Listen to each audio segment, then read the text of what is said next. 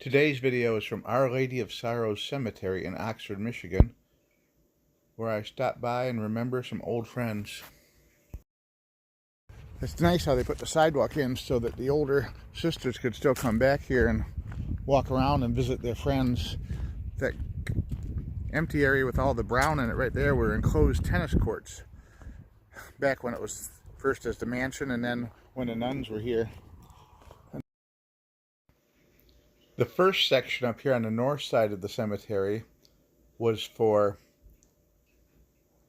relatives and associates of the sisters in the convent.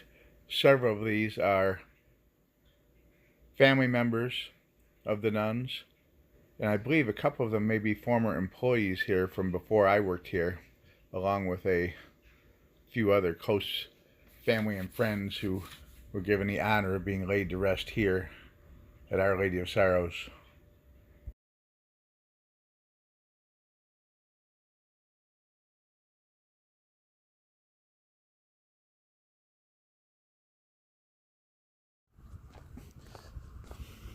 Here you've got the different stations of the cross here.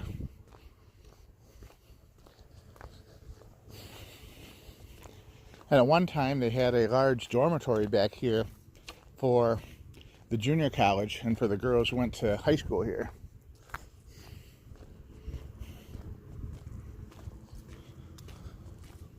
It appears they put in the irrigation system too, which it had originally an irrigation system here back in the 1920s, and the system became frozen and broken over the years.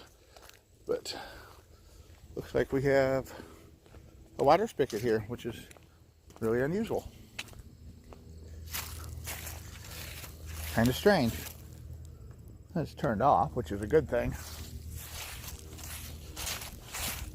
A little statue over here. I know there's one of the sisters who are interred here. Didn't want to be buried in the cemetery part. She wanted to be cremated, and her remains were buried out in the woods here. But the dormitory was right about where that big house is right there, and it backed up to the little lake over there, and it had, I think, maybe 80 rooms in it or 120 rooms. I can't remember exactly which, but it was out of use by the time I was here, and then it was purchased by St. John's Hospital as a rehab center. After that closed, it became vandalized and was torn up and eventually tore down. Still walking along the Stations of the Cross. And now we actually reached the final part of the cemetery, Our Lady of Sorrows Cemetery.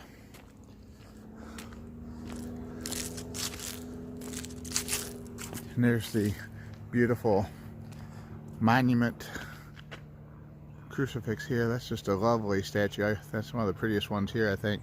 That and the guardian angel. And this is the gravesite of Father Zalabera, co-founder of the order, born in 1882.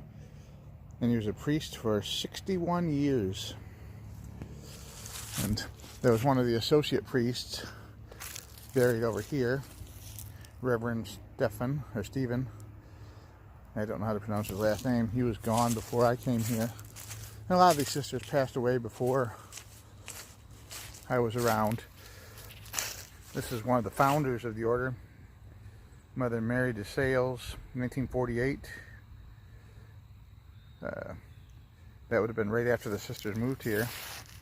1954, 62. They're pretty much in order. I'm trying to remember the first one that happened while I worked here. Would have been one I helped. I served as a pallbearer for many of these.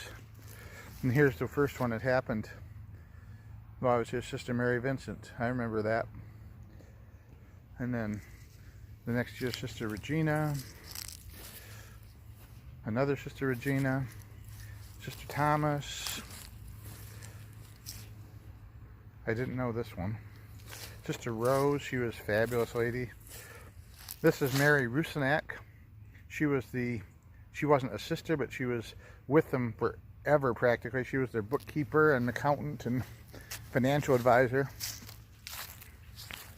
Sister Mary Paul, I didn't know her. Oh, Sister Michaelina, she ran a retreat house here. Very fine lady. Sister Lucille, involved in the administration and day-to-day businesses. Sister Emily, I don't know her. Sister Rita, she was the cook at the retreat house. Fine lady. Sister Maureen, I think she was a teacher. My very favorite, Sister Mary Alberta. And if you were anywhere around Oxford back in the 60s and 70s, 80s, you knew Sister Alberta. She was always zipping around in her big old van, picking up all the groceries and doing all the shopping for the nuns. Quite a character. It's a very feisty little old lady, and she was so nice. Just a sweetheart.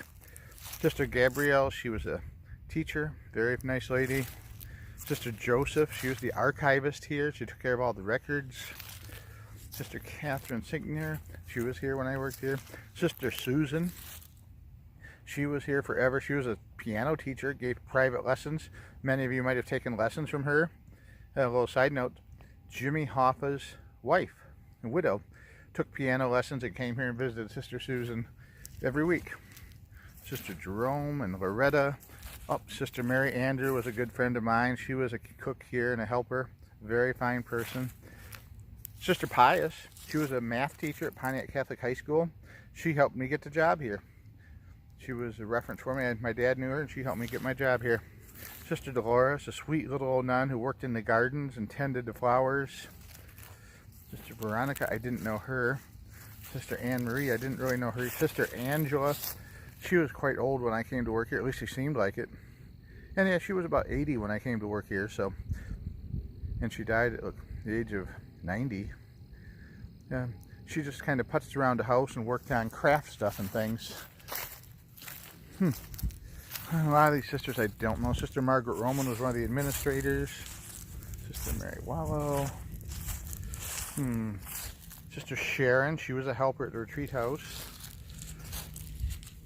Oh, Pearl. Pearl was a fine lady. She became a sister late in life. She is a widow with grown children, and she let me borrow her car all the time. When my car was broke down for a while, she let me use her car to get back and forth to work in, or not to work, back and forth to school in when I didn't have a car. Sister Mary Louise, she was a craft person who helped take care of the buildings, or not the building, the inside, the cleaning and craft work, sewing. She was always involved in the sewing and craft work here. Sister Benedicta, oh, she was extremely nice. A fine woman. I think she was a former teacher. Very encouraging to me throughout all the time I knew her. Very, very fine lady. And these two, I know these two not real well. Sister Bertrand and Sister Colette. Sister Mary Martin. Barbara. Some of these I knew well, some I didn't. Oh, Sister Bernadette Wargo. She was the treasurer, the official treasurer for the organization. She wrote our paychecks and took care of day-to-day business.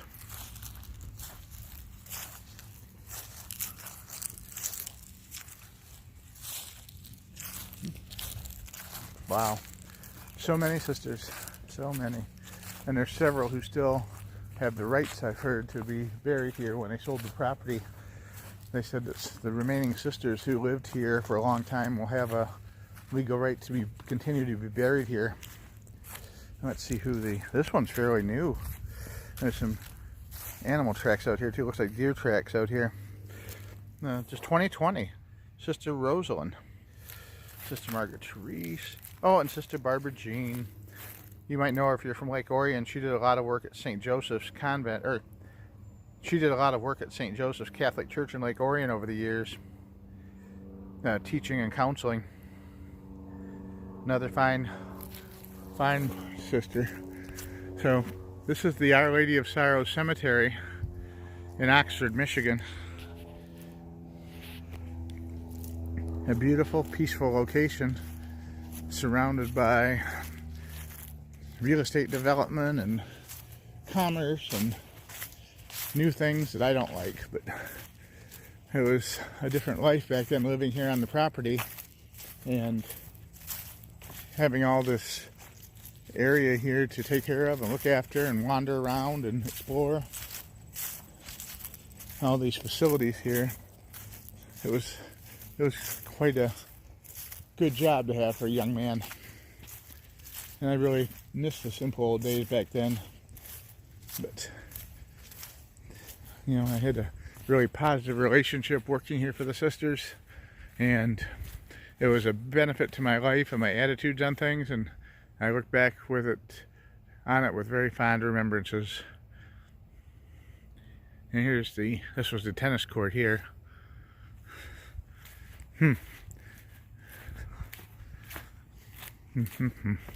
Yeah, beautiful tree up there starting to change colors. Oh, goodness. Rest in peace, sisters. Oh. We had an apple orchard on the property with like 64 trees that I learned to take care of and cultivate. We'd take the apples to make cider with them after we picked them in the fall. This building was put up in, I want to say 98. They found it too difficult to maintain and get around for the elderly sisters in the old manor house. So they built this easily accessible modern building in 98. And I came back to work for them. Actually, I worked for them from 79 to 89.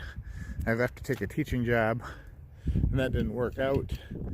I ended up coming back to work here in 96, I believe it was, 95 or 96. And I stayed here until August of 99 after they got the new property built. And I wanted to come back and help them transition out of their old facility into their new facility,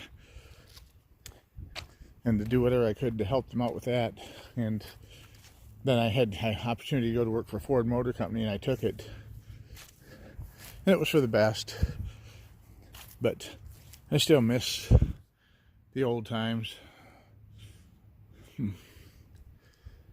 It's not going to be the same here soon, I'm sure. All right, let's get going.